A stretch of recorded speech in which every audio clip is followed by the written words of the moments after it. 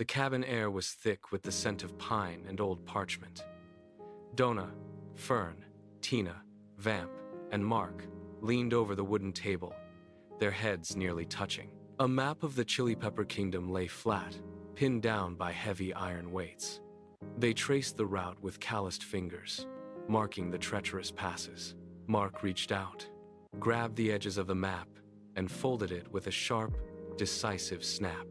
"It is settled," he said. The group moved as one, shifting from the cramped warmth of the cabin to the crisp, biting air outside. They hauled crates of supplies toward the waiting wagon. The wood groaned under the weight of their gear, the iron-rimmed wheels sinking slightly into the soft earth.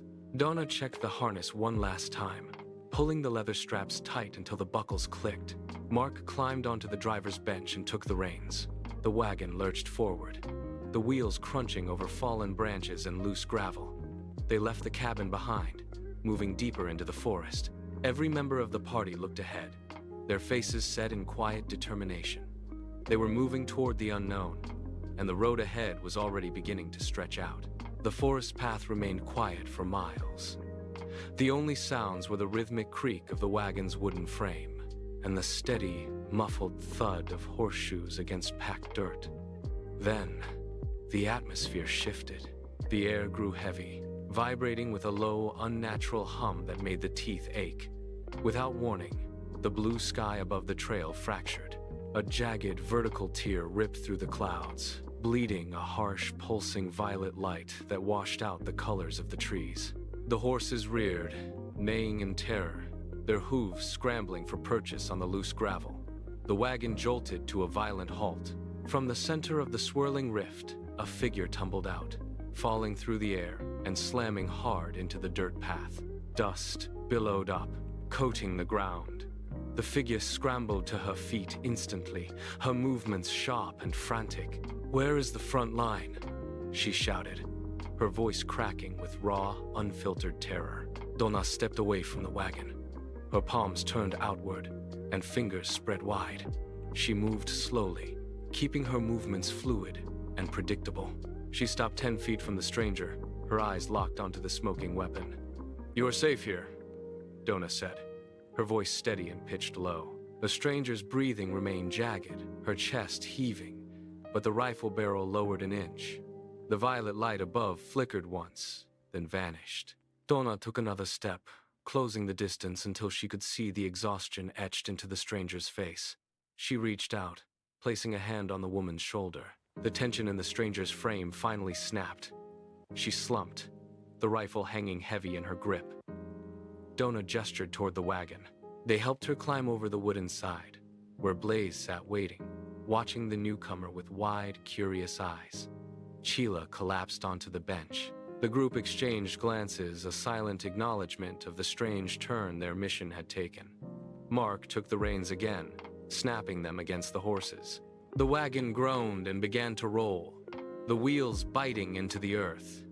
They moved forward, the forest canopy closing behind them. The forest canopy abruptly pulled back, revealing a landscape that defied the logic of the woods they had left behind. The ground turned a rich, vibrant red, and the horizon sprouted massive, towering structures, shaped like giant, curved chili peppers.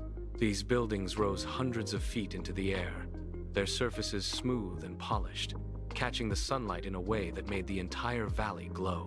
The wagon wheels crunched over soil that smelled faintly of spice and dry heat. The group sat in silence, staring up at the bizarre architecture. They reached the center of the capital, a vast plaza dominated by a central spire. Inside, the air was thick with the scent of crushed peppercorns. Queen Pepper sat upon a throne carved from a single, massive spice root. She did not waste time on pleasantries.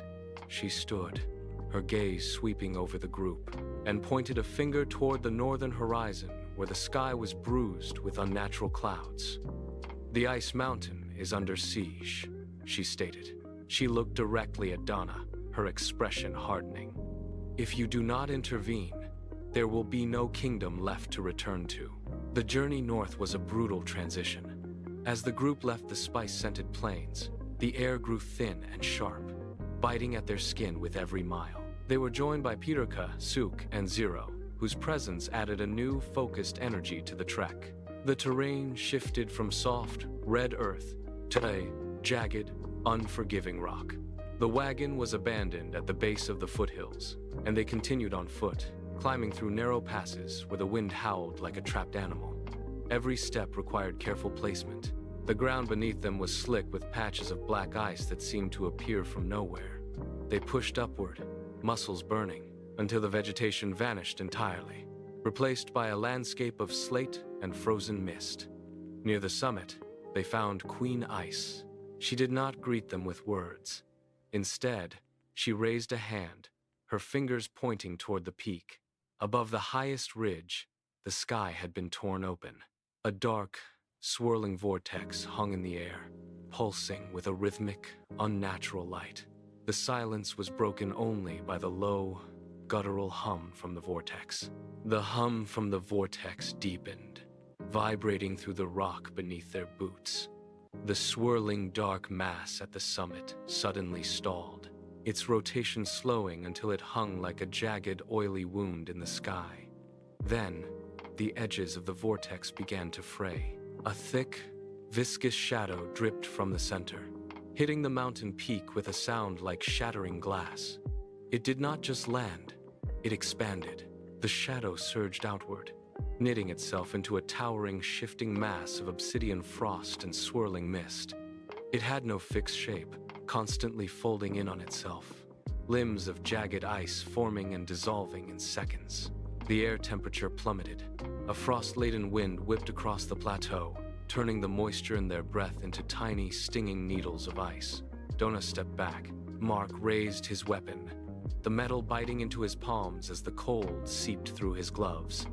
The creature let out a sound, a low, grinding roar. It towered over them, a mountain of frozen chaos that blotted out the remaining light. The heroes fanned out, their movements stiff and deliberate. Dona launched herself from the ledge, her wings snapping open to catch the freezing updraft. She dove, a blur of motion against the dark sky, aiming directly for the creature's shifting core. Below her, Fern moved with frantic precision, hurling spheres of maple syrup that burst into golden fireballs upon contact with the beast's icy hide. The syrup clung to the shadow mass, sizzling and burning, creating pockets of light in the gloom. Chila braced her rifle against her shoulder, ready to unleash a standard volley, but her finger froze on the trigger. She pulled it, and instead of lead, a stream of glowing, spicy projectiles tore through the air. They left trails of red heat that scorched the frost, forcing the creature to recoil. Chila stared at the barrel, her breath hitching in the biting cold. Why were these rounds infused with spice? She did not have time to wonder. Another roar shook the plateau, and she fired again, the red heat illuminating the jagged terrain. Mark stood firm, his cannon roaring in rhythm with her shots, each blast hammering the creature's hardening exterior. The battle became a desperate dance of fire and shadow. The creature's hide grew dense, turning the spicy projectiles into harmless sparks that skittered off its frozen surface. Mark's cannon fire rattled the mountain, but the beast did not flinch. It loomed larger, its shadow limbs sweeping across the plateau to crush the group. Vamp planted his feet, his hands weaving complex patterns in the freezing air. He shouted, "Fusion spell! Initiate!" The command cut through the roar of the wind. Fern, Peterka, Zero, and Pepper lunged toward the center of the clearing, their bodies blurring as they converged. Pepper skidded to a halt, looking at the others with wide eyes. "Are we really doing a card game reference now?" she yelled. But the spell was already binding them. A blinding, white-hot flash erupted from the center of the group, swallowing the mountain peak and silencing the creature's grinding roar. From the brilliance, a new form emerged, a warrior wreathed in golden light. With a single decisive strike, the warrior drove a blade of condensed energy into the beast's core. The creature shrieked, its icy mass fracturing like glass. It shattered into harmless, swirling mist that dissipated into the night air. the mountain fell silent. The descent from the ice mountain was quiet. The biting wind had died, replaced by the steady crunch of boots on cooling rock. As the group reached the lower foothills, the jagged peaks faded into the distance. They walked until the towering structures of the Pepper Kingdom rose against the twilight. The gates stood open. Inside, the grand hall glowed with the amber light of a dozen hearths. The group crossed the threshold, the sudden warmth hitting their faces like a physical weight. They shed their heavy packs and set aside their weapons, the clatter of metal against stone echoing through the vaulted ceiling.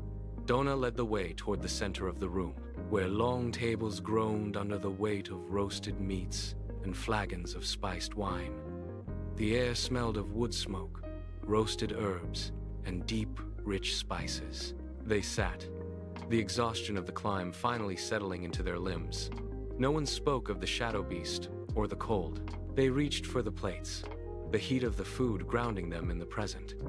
The tension that had held their muscles tight for days began to unravel. Outside, the stars emerged, one by one, filling the vast sky above the kingdom.